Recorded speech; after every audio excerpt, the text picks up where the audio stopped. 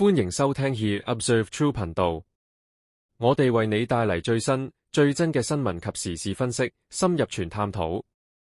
財困纏身，大班麵包西餅4個月被追租近200萬，主席廖志強一日2案3案中半山豪宅套現。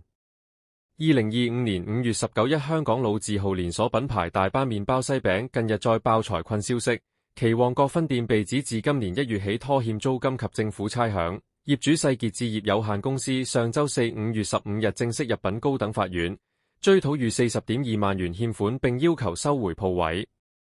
翻查資料，大班自2025年初開始，接連遭多個業主入稟追租，涉及金額高達198萬元，並曾被揭發拖欠強積金供款。租務糾紛纏身，旺角店拖租4個月被追討40萬。是次入稟的旺角分店位於亞皆老街56至62號利安大樓地下市鋪，月租9.5萬元。根據雙方於2024年11月簽訂的3年租約，大班須承擔租金、水電、管理費及差餉。然而，世傑置業指大班自2025年1月起已開始欠租，4月起更拖欠政府差餉，多次發出律師信追討不果，遂向高院申請收鋪及追討欠款。連月被追租，沙田、屯門、將軍澳等10店涉欠租。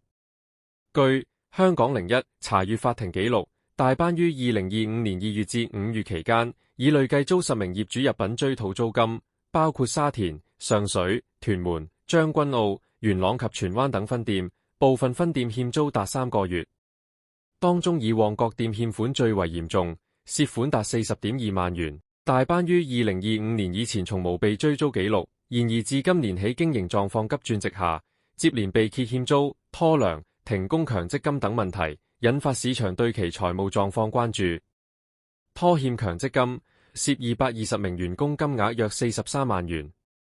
2025年3月，大班被積金局證實拖欠約220名員工的1月份強積金供款，涉款約43萬元。公司其後聲稱因支票郵寄程序出錯，已經補交款項。頻頻結業，分店數量由16間減至13間。大班早前分別關閉太子及荃灣愉景新城分店，現時僅餘13間分店營運。雖然公司官網仍列出15間分店，但實際營運店鋪數目已見縮水。豪宅再融資，主席廖志強一日內2案3案中半山物業。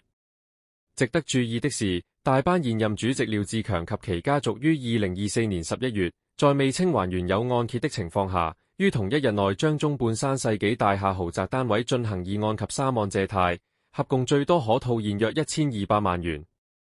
涉事單位現市值逾4780萬元。廖氏家族於1999年購入該物業，面積逾2560平方尺，作價1530萬元。其短期密集融資行為引起外界對其資金流動性的疑慮。管理權紛爭，創辦人家族2025年2月入稟控告現任主席。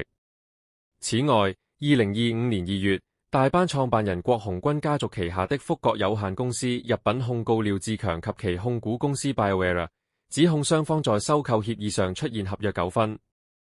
廖氏於2021年收購大班後，聲稱會推動品牌改革，回歸內地市場。但改革成效未見，加上財困消息不絕，備受質疑。大班麵包西餅於1984年由冰皮月餅之父郭鴻鈞創立，以首創冰皮月餅成名，曾在港擁有超過30間分店。2021年由廖志強全面收購。